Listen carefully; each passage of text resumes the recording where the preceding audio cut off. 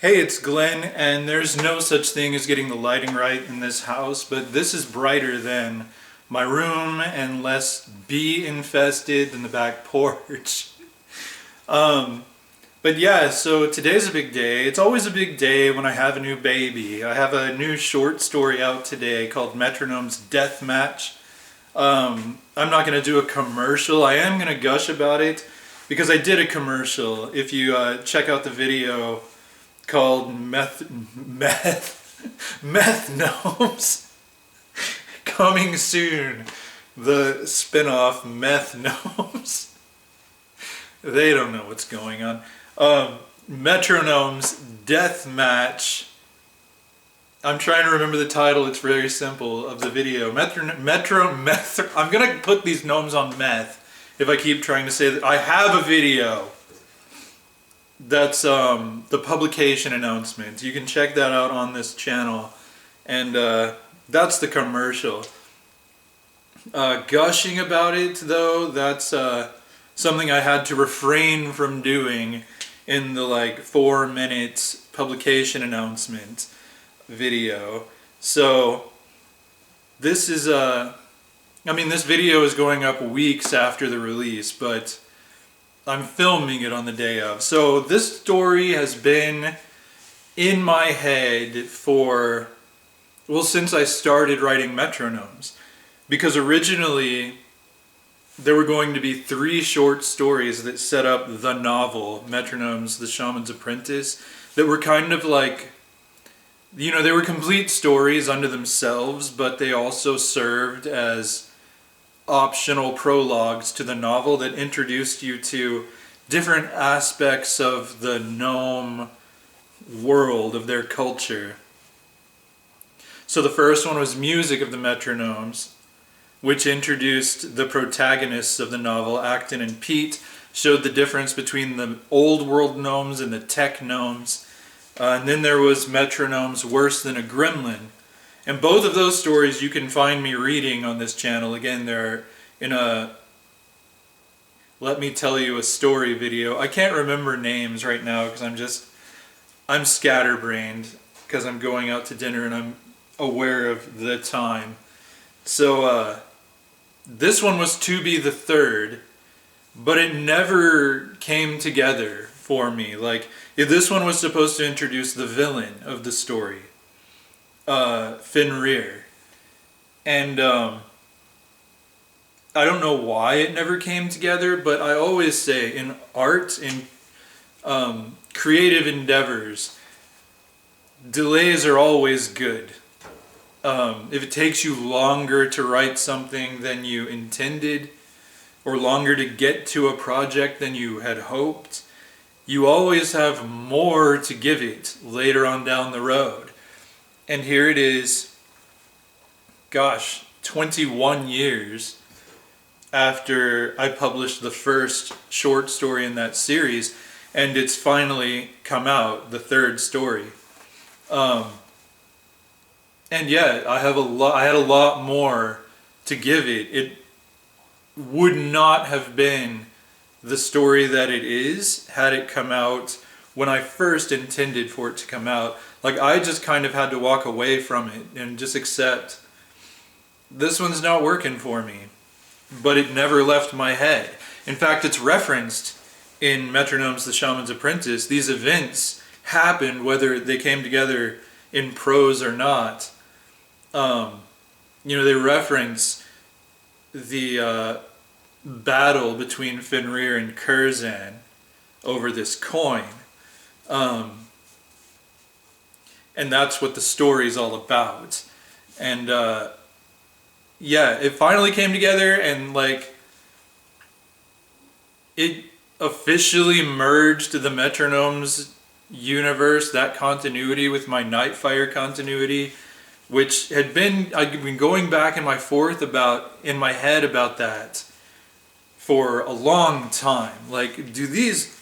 Are these the same world? Does Nightfire Texas exist in the same reality as old world gnomes, tech gnomes, and dark gnomes? And the answer is very much yes. And I never force things like that. You know, as a writer, that's something that's kind of my prime directive as an author, is don't force anything. Let it all happen naturally. And in this story, it did. It just made sense that the battle takes place in Nightfire, Texas. Because I have I guess it started with, I wrote this novel that's hopefully coming out either, I think, late this year or early next year.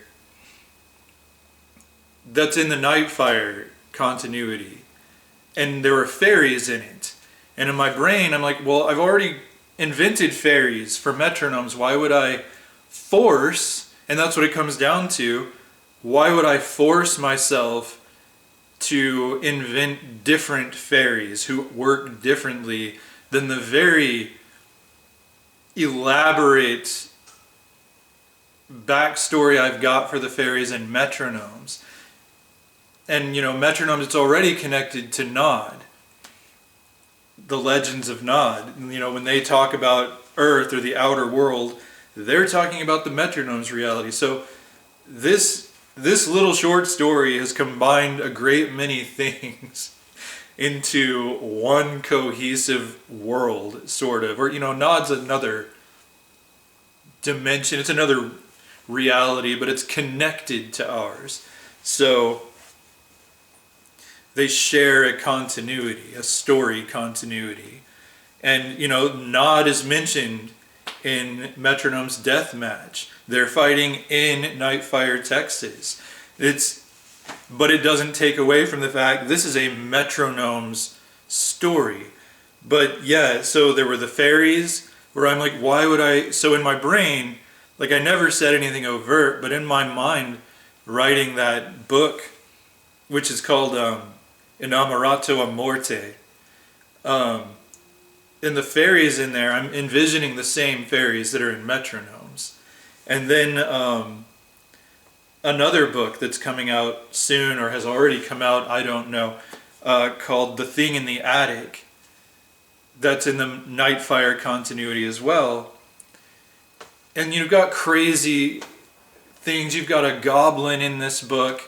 And I'm like, well, if goblins, goofy goblins, can exist in this world, why can't goofy mud trolls that are in Metrognomes, or the fairies that are in Metrognomes, or gnomes themselves, and gremlins, and all these other things, like, if I've got that kind of cryptid that would fit perfectly in a Metrognomes novel, then why not? But yeah, this story answered it. And the thing that was really kind of pushing me hard was the character of Björ Kurzan, who's the human who Fenrir has a fight with in this story over this artifact. They have a shaman's duel, as the gnome sorcerers call it. And in my brain, like, I've got the third arc in the Chronicles of Nightfire, Texas, is coming up. I'm getting ready to write it, and it has to do with sorcerers. And in my mind, Kurzan, who before I wrote the new Metronome story, had never actually, he'd been referenced, but he had never actually appeared on the page. Oh, I just kicked the oven with my butt cheek. But, characters tell me sometimes, like, they're like pointing out to me how much they belong in a story I never thought they would be in. And just, it's organic, it makes all the sense in the world, especially when I write the next Nightfire. You'll see, because Kurzan is in that story, and that's definitely happening now. But I was seeing how very well that character would fit and enhance the story that I'm going to write. And so it made sense in this story when Fenrir has to track this guy down. Where does he have to go? Nightfire, Texas. So it wasn't forced. And, my struggle with it, because I realized I was forcing them to be separate, is what it comes down to. And like I said, prime directive, force nothing. So if the characters are telling you they exist in the same reality, let them. Let them show you why. And man, I loved writing that story. It's also the gayest or the biased or the both of the Metronome stories. Because Fenrir in my mind has always been bisexual. That's kind of how he copes with his curse that he can't touch females, basically. Because should he father a child, bad things will happen to him. So like, that's always been in my mind with this character. And there's no overt like sex in Metrognomes. It's, in my mind, even though, you know, you've got a backstory where a guy disemboweled his pregnant wife, it's still like an all ages thing. Like, I say, parents, you make that decision for your children. But me, I think it's fine. I think kids should have dark stories. I think kids should have to confront evil and death and prepare them for the world, you know? I'm not the only writer who thinks that. Morris Sendak had the same opinion. Like, and I love him. I love and respect Sendak as a writer. I should do a video on where the wild things are, or in the night kitchen. Like for the Books I Love series, I should definitely do some Sendak because I love that guy. But yeah, so I get to show that about Fenrir in this story, though again, there are no sex scenes in Metrognomes. It's kind of like if you are a seasoned adult, you'll know what just went down. And if you're a child, you won't. Like if you're a child who has no clue about sex, you will read this story and still have no clue about sex. But yeah, but I was glad that I could put that in there because bi-visibility is one of my, it's important. It's one of the crusades. When you realize how, especially for men, especially for bisexual men, how there's just so little representation. And, you know, unfortunately he's a villain. I mean, but that, I mean, read my work. He's not my only bisexual character. You know, bisexuals can be villains, they can be heroes, and they are. You know, if you want to counter Fenrir, you can read the Legends of Nod and take a look at Longshot, who is a chaotic bisexual hero. But yeah, I was glad to get that in there. So, I mean, there's just so much that, and this is the first Metronome story that does not feature the characters of Acton and Malik. Like, thus far, they had been in every Metronomes book and short story.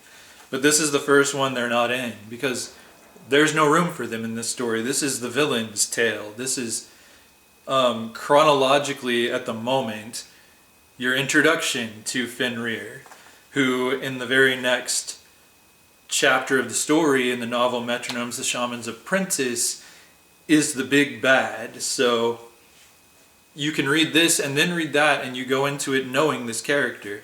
And that was the idea of these short stories. Like, the main reason I had wanted to write them was the 3 stories was because I didn't have the confidence to write a fantasy novel. I wanted to put my toe in the water there first and make sure this was going to work. I mean, Metronomes in general, like if Molly Fine hadn't illustrated and she's illustrated the cover art for all 3 short stories. Paige Carpenter did The Demons of the Blood, which was a spin-off novella, and Molly did the cover art and the many illustrations for Metronomes, the Shaman's Apprentice. But if she hadn't come into my life and been my very, very talented friend, I never would have had the confidence to write Metrognomes, because she showed them to me. She showed me some characters that were in my mind. She could make it work. Like, I thought, you know, I could never write that novel when Metrognomes popped in my head. Like, it was big, for one thing. I had to break it into 5 parts. But because it follows its hero for like a decade of his life. And I found it works better as 5 books. But like, we were going to do it as a comic book at first, because I'm just like, it's a cartoon. This is a cartoon. This will never work in prose literature. But it did. It really worked. I've gotten really good reviews on Metrognomes, The Shaman's Apprentice, over the years. It's one of the works I'm most proud of. So every time I get to revisit that corner of Now I Know the Nightfire universe, I'm elated. I love working with these characters, good guys and bad guys alike. And it was fun writing a story that's just bad guys. Like, there are no heroes, no obvious heroes in this story, I suppose I should say. But yeah, I mean, it's a blast, and I love that it's out there and that everyone can read it now. This was my original villain. I'm talking about villains. It was my original vision for how to introduce people to this world, to the Metrognomes story, was to have these 3 short stories that highlight these 3 aspects of gnome culture. And so it's out there now, and I'm thrilled. And what time is it? 6:40. I got plenty of time. Don't worry, I'm not going to ramble on for an hour. I'm pretty much done with the rambling part of this video. But I'm about to go out to dinner with some friends to celebrate, because I think, you know, when you have these victories in your life, like every time I have a baby, like I said, every time a new child is born into my life, last time when you know, I like to go out and celebrate. I like to recognize the moment with my friends. And last time when In Wine Lies the Truth came out last year, Matt and I just went and got ramen, and that was cool. I mean, and that was the first time where I'm like, you know what? I had a new short story get published today. I became more as an author today. As a person, I accomplished something that some people never do. I shouldn't just come home from work and sit in my room and wait to die like I do every day. I should recognize this moment. I should mark it and celebrate it. So we went out and got ramen. And this time, I invited a lot more people. And a lot more people accepted the invitation. So we're going out to Cafe Brazil. And we're just going to celebrate this moment together.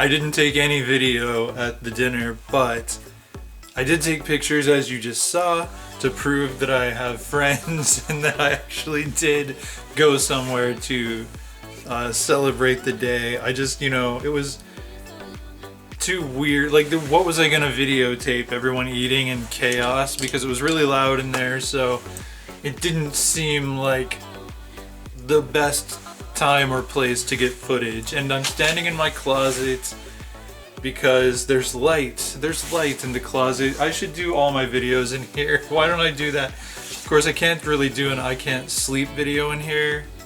It'd be like, I can't sleep because I'm standing in my closet for some reason. But anyway, it was really nice. Like, the Aston stole my check and paid my bill, and I'm really grateful for that. My friend Amanda made me this new bracelet to replace the one that just disappeared suddenly, and it's made from, I promised I'd remember what it's made out of, hematite and red jasper, and its magical power is related to justice. So that's cool. She makes magical bracelets and I appreciate it. So anyway, that's pretty much my vlog because I'm really tired and I have to wake up at 4 a.m. to get ready for work tomorrow. Tuesday is my long day, my 11-hour day. So that's my vlog. I hope you check out my new short story, Metrognomes Deathmatch, and I'll talk to y'all next time.